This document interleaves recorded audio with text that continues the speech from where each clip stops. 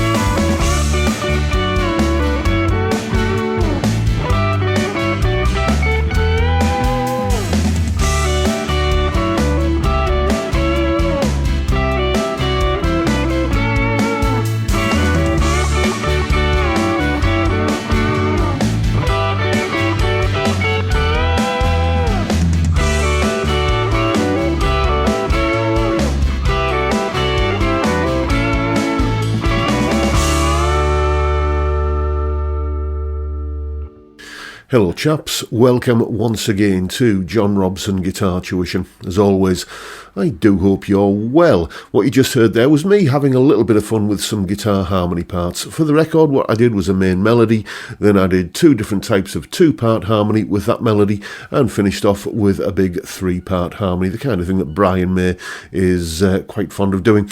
And the reason why we're talking about guitar harmony parts today is because it's Wednesday, and Wednesdays are the days when I answer viewers' questions.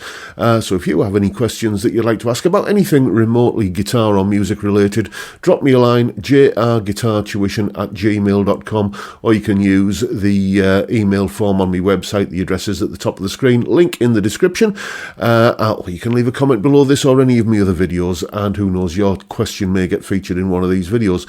One chap who did get in touch with me via the contact form on the website is called Johnny, and this was his question. Hi John, love that Christmas tune you did, the old Mike Oldfield one. Can't remember what it's called. In that tune there was a really nice harmony part which got me thinking. I'm in a band and we've just got another guitarist, so we'd like to do some harmony parts, but we're just figuring out how to do it by trial and error. You've probably done this already, but could you explain how to come up with harmony parts? I get the feeling there's some key to it, but for the life of me I can't seem to fathom it out. Thanks in advance, Johnny. So, yes indeed. I did explain a little bit about guitar harmony stuff last week when I did that kind of Thin Lizzy kind of thing, but I thought I'd go into a little bit more depth with it today. It's been a good couple of years since I've really done any sort of detailed explanation of guitar harmony parts, so here we go. In 5 minutes or less, let's see if I can explain how to do guitar harmony parts. Here we go. Here is the explanation. Okay, the chord sequence that the piece of music is played over looks like this, and if we take a look at where those chords come from, we can see that all of the chords in that chord sequence come from the key of D major, with one exception, the C chord. We'll come back to how we're going to deal with that later, but for the moment we'll pretend that we're entirely in the key of D major, and therefore all of the melody notes, and all of the harmony notes for that matter, are going to come from the D major scale: D, E, F sharp, G, A, B and C sharp. So the melody notes are going to be those. What do we do for a harmony then? Well, the first type of harmony that we can use is what's called a thirds harmony, where basically we go a third above all of the melody notes. What that means in practical terms is that if your melody note is a D, we'll count that as note 1 of the scale. Count to note 3, that's an F sharp, so anytime the melody note is a D, the harmony note is an F sharp, and then you just track it parallel up the scale like that. There is another type of harmony that you can use where we use sixths. Now, exactly the same principle. Basically, if you count D as note 1, then you can count up to note 6 of the scale and see that that is going to be a B note, and therefore whenever the melody note is a D, the harmony note is a B. Whenever the melody note is an E, the harmony note is a C sharp, and so on and so on. So we have two types of harmony that we can use: third harmonies and sixth harmonies. And basically, if you want to do a big sort of Brian May style 3-part harmony, then you just do your original melody and you do both a third harmony and a sixth harmony, and you get that characteristic 3-part harmony sound. There is one other thing we do need to look at here though, because there's just one or two places where you're going to possibly need to finesse it a little bit. And if we take a look at this extract from the piece of music there, we can see we've got a melody and one of the harmony parts there. It's actually the third harmony. And if we look in the second bar there, we can see that the main prominent note there is an A note. And then we can see that if you harmonise an A note in thirds, it becomes a C sharp. But if we look at the harmony note, it's not a C sharp, it's a D.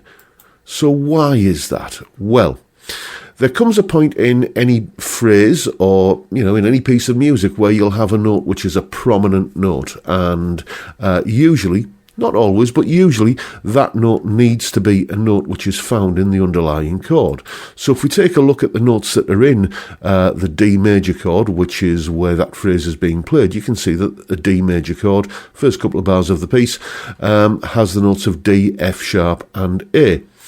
And the C sharp note, which would be the natural harmony note for the A note, which is a note that's in the chord, the C sharp note isn't a note in the D major chord. So we do need to change that. And the rule is that when you're harmonising in thirds, you move the harmony note up one scale step, in this case from C sharp to D, to fit the chord on prominent notes. So if there's a big, obvious kind of long-lasting note over a D chord, then both the melody note and the harmony note need to be a note that's actually in the D chord.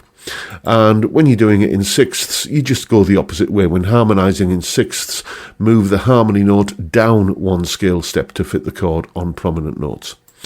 But what about that C chord, which isn't in the key of D, like the rest of the piece? I said we'd come back to that.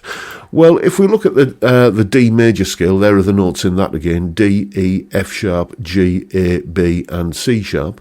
And then if we look at the notes in a C major chord, C, E, and G, we can see that the only note which is outside of the scale is that C note. So very simply, all you do is any time over the C chord that the melody or harmony would go to a C sharp, simply substitute it with a C. And that, in under 5 minutes, is how you create harmony guitar parts, or for that matter, harmony vocal parts. Same principles apply to arranging Beach Boys style vocal harmonies as apply to creating Thin Lizzy or Queen style guitar harmony parts.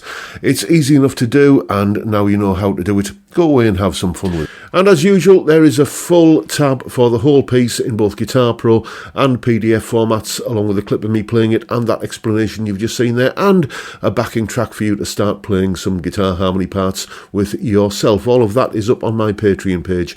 There's the address, and the link is in the description. $3 or £2.50 a month gets you access to all of these additional goodies that go along with these YouTube videos. A massive, massive thank you to everyone who supports me in that, or any of the other ways, all of which are also linked down below.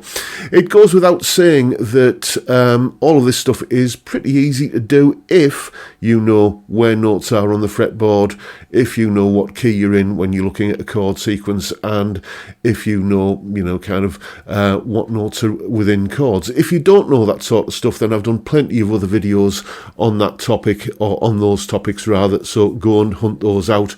Or if there's anything, as I say, that still puzzles you about any of those kind of finding your way around the fretboard, just knowing where you are on your instrument basically, then drop me a line and it could become the subject of one of these Wednesday videos. But that's pretty much it for today, folks. Hope you found the video informative, useful, and possibly even entertaining in some small way. And if that's the case, please hit the subscribe button and the notification bell if you haven't already done so. And why not drop me a like while you're at it? Don't forget the live stream every Friday, 5 PM UK time. We drink beer and talk about music and guitars. Great way to kick off the weekend, and I'd love to see you there if you can make it. But for now, I'll bid you all a good day and say thank you so much for watching. Thank you for your time. Look after yourselves, folks. Stay well, stay safe, and above all, stay sane. Bye for now.